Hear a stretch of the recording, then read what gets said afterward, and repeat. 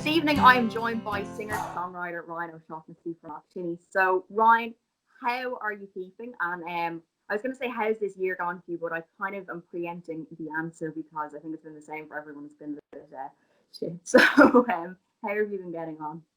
I've been getting on really good, and I actually think it's the best year of my life. Right. Okay. Um, so I think I've been talking to some friends recently about this, and I was saying there's two types of people during this whole pandemic. It's fight or flight.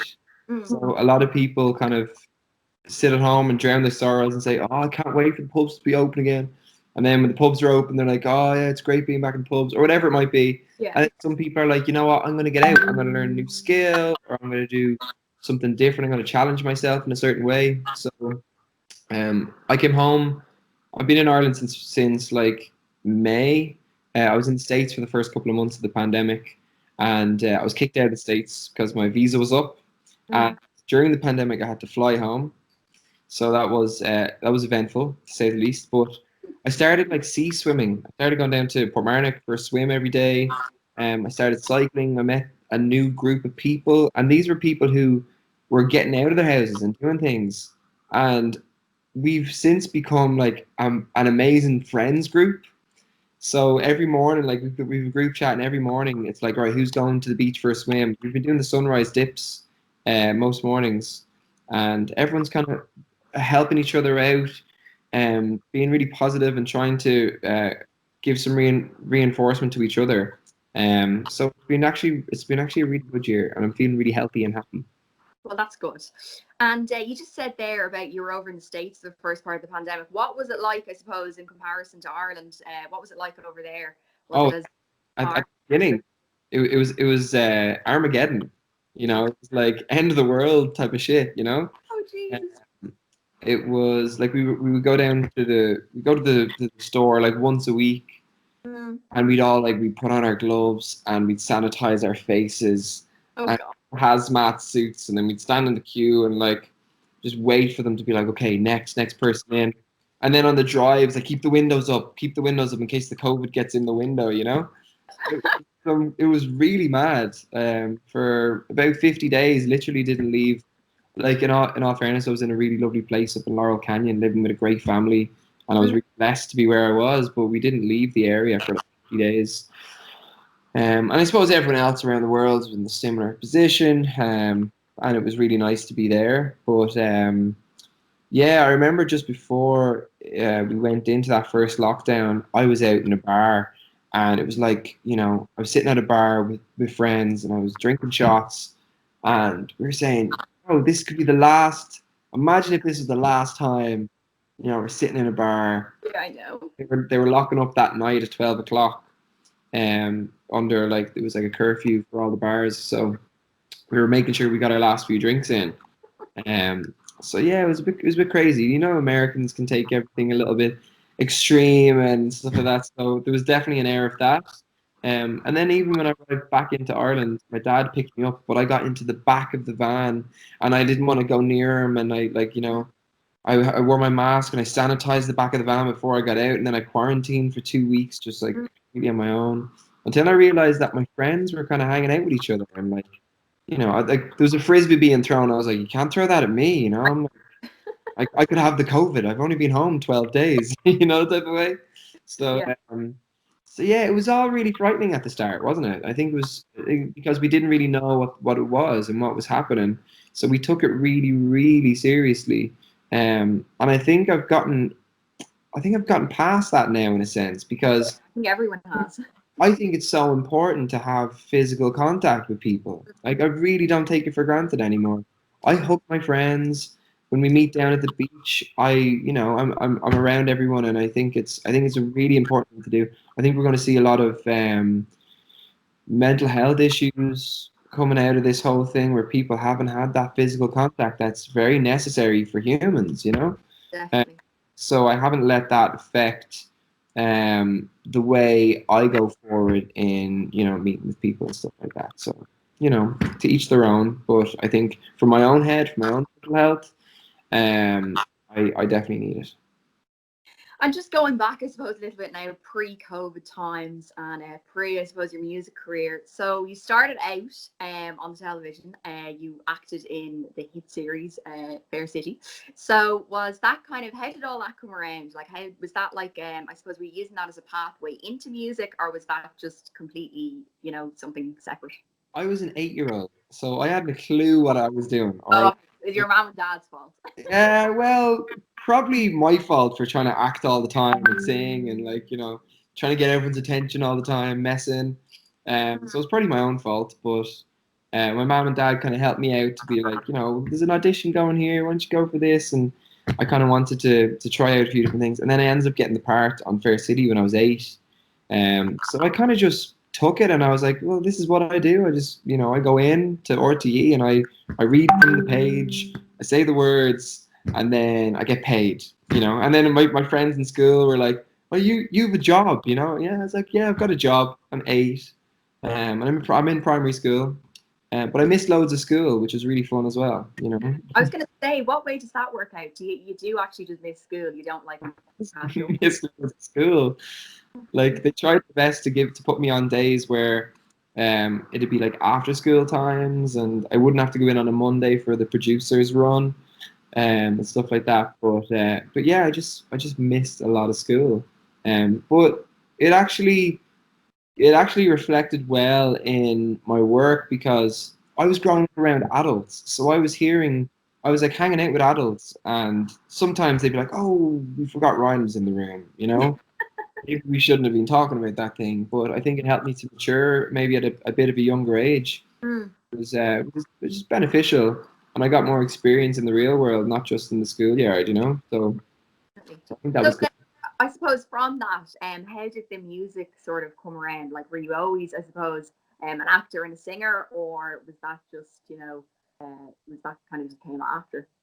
Yeah, I was always singing. So I was a Billy Barry kid when I was very young. So I started in there when I was 4, and the first song I performed was "Where Is Love" from Oliver. Oh yeah. And from, your mother's always going to be biased, but from my mom's recollection, she was like, there wasn't a dry eye in the house. And, I knew you were a great singer from then on. Uh, but I was always singing. My old best mate used to call me the jukebox because I knew all the words to the songs on the radio. Um, and yeah, I think in school, like I sung during the communions and the confirmations and all that type of stuff. So I was always singing. Opportunity arose when I was about 16.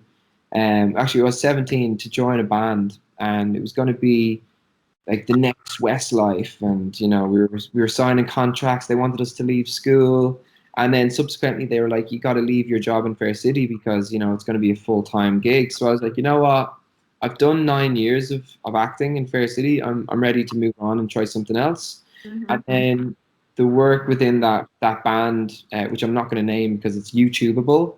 Okay.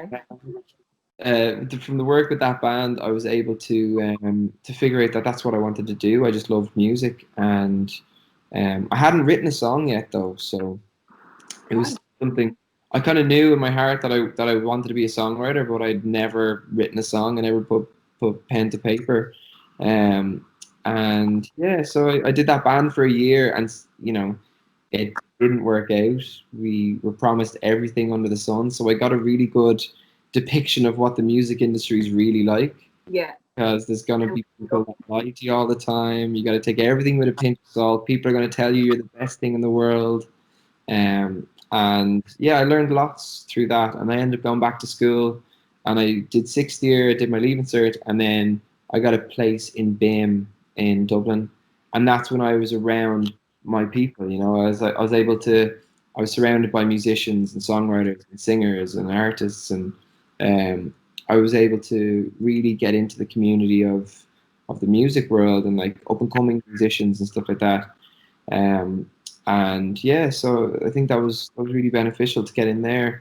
And then from that was in 2012. I kind of went into BIM, actually 2011, and then in the same year, I'd written like 2 or 3 songs, and people really liked them. And one of them happened to be No Name that I performed on Britain's Got Talent.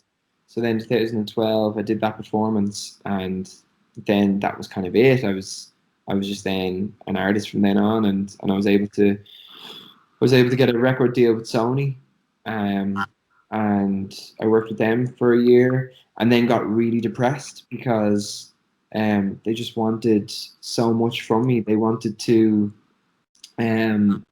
me to go down like a pop route, and they wanted to put me in rooms with these pop producers and stuff like that. I'd never written a song with someone else before, Yeah. and co-writing wasn't a thing for me at the time. Um, I kind of knew what I wanted to do. I wanted to just be like an acoustic artist. I wanted to write love songs and stuff like that. And they were putting me in rooms where, like, I was writing kind of pop music and radio one bops and stuff like that, and it wasn't really me. So I got like a bit of an identity crisis. I was like, what am I? What am I doing? Why am I here? And yeah, and then kind of just had a actual breakdown and left the record label. I left my management, and I just moved back home and kind of was like, all right, that was a bit of a whirlwind of things from the age of 8 all the way through to like 19. I was like, I need to just sit back for a moment and see what I want to do. And that's when I found traveling, and I started like traveling and meeting strangers in different countries and stuff like that. And I think that's kind of helped me, carried me into the human I am today, I suppose. Mm-hmm. Sorry, that's really, really long answers, but I'm trying to break it down for you. Okay. And then I suppose moving on from that to fast track a little bit to 2018, which was obviously the year that you represented Ireland in the Eurovision. So another, I suppose, thing to add on to your list of many talents. But how, I suppose, did that come around? How did you get the opportunity to do that? Because obviously it's a very big thing, going up against all the other people in Europe and Australia and South Africa to represent your country, Yeah, it's so my mom's actually a massive Eurovision fan for years. Right, okay. She like we I grew up hearing stories of how like she wanted to be on the Eurovision, and so my mom's a beautiful singer, and so is my dad. My neighbor actually won the Eurovision. No, Linda Martin. Linda Martin's your neighbor. Yeah, she's my neighbor. No way. Yeah. Where do you live? I live in the Knoll. Oh, in the Knoll. Linda Martin lives in the Knoll. Linda Martin. That's so good. I love Linda. She's great. So yeah, so my mom was really into Eurovision, all the type of stuff. But I kind of got co-writing, and I set up my own record label after leaving Sony. So I was writing songs for artists and releasing them on the label. So I was working with different songwriters all the time, and then an opportunity arose for me to write for Brendan Murray for the Eurovision. So I did that in 2017, and the song we wrote was together. But we wrote it for Brendan, and we wrote it with his voice, because I don't know if you know Brendan Murray, but his voice is really high. He's a I friend know of mine. the name, but I actually can't put He was he was in the band Hometown, and Oh yeah, black hair. black hair, yeah. He represented Ireland in 2017, so he was chosen as the singer. But Louis Walsh hadn't chose the song yet that he wanted him to perform. So my song was entered, and Louis didn't like it because it wasn't a well-known songwriter. So he went with this Swedish songwriter with his first song for Brendan. But the next year, I was told that they wanted to use it. But then we had to look for a singer because Brendan's already done it. So who's going to do it? And I was like, oh, I don't know if I want to do the Eurovision. I don't know if that's a good career move for me. Dustin the Turkey's been on it. I love Jedward, but Jedward have been on it. Johnny Logan was on it. I know, but Johnny Logan was in the good old days. You know what I mean? Like and Linda Martin, that was the good old days. But recently, Irish Eurovision has this like tinted thing of like gimmicks and all that type of stuff. So I know. I basically said to Michael Keeley, who's like the head of delegation, they were asking me, Ryan, will you just do it because you sung on the demo and it sounds good? So will you do it? And I was like, right, I'll do it if I get to have control over how it's perceived and the whole our Irish entry as a product and as a project. Yeah.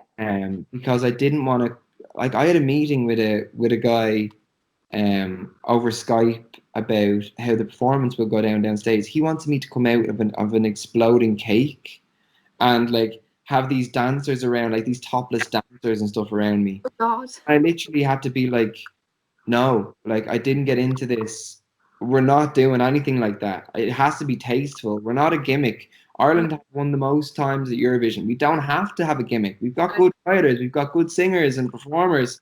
We have something good. Let's just do it right. So I ended up kind of, it was a really difficult project because I was up against a lot of that, like people wanting me to do different things, or the production of the song wanted to go in certain ways. I wanted to keep it really simple. So I had the idea of the two guys dancing because Ireland was, we're the first country to have a public vote on same-sex marriage. So that was putting our foot forward as like a good, strong, liberal country. I wanted to have like a nice balance. We had 3 guys and 3 girls on stage, so there's a good equality there. And then we kept it really tasteful. I was like, just keep the lights low and just like have a piano and keep it really simple, but like a romantic dance between the guys and stuff like that. So the project actually worked out really well.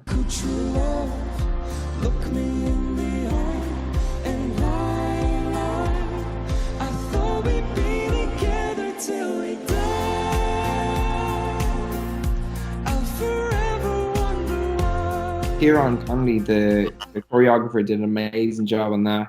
I put a really nice team together for it. But that's kind of how it came about. Yeah, I wrote the song for Brendan, and then the next year they wanted to use it, and we couldn't find a singer, so I was like, all right, I'll do it. I'll do it then. Yeah. No, it did. It really did. It came across very well, as you say, tasteful, like the bridge and everything. It was real sort of just because I'm kind of put off watching the Eurovision the way they go on now. Like it's just, I'd watch it because Ireland's in it, obviously. But yeah, no, it was just really, as you say, tastefully done. It wasn't, it didn't look like a circus. So over the top. There was no exploding cake, which was good because there would have been an exploding cake.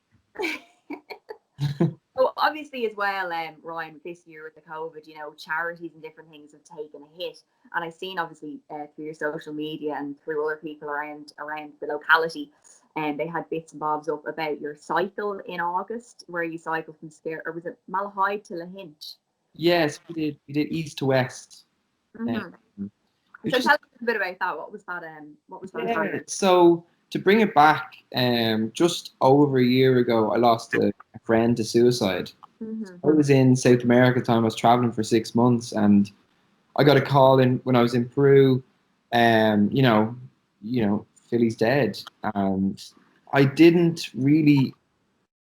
It's the first friend I've ever had that's taken their life, and I'm grateful for that because I know a lot of people have had multiple people in their lives take their lives, and it was a really strange thing for me to I suppose deal with. Like, and I came home for Christmas, and it wasn't until I went to see the grave and I went to see his family that I realized, when you're gone, you're gone. Like, there's no coming back. I was at his grave and I was like, man, you can't even. I could slag you right now, and you can't even say anything back to me. It's like, so that really hit me.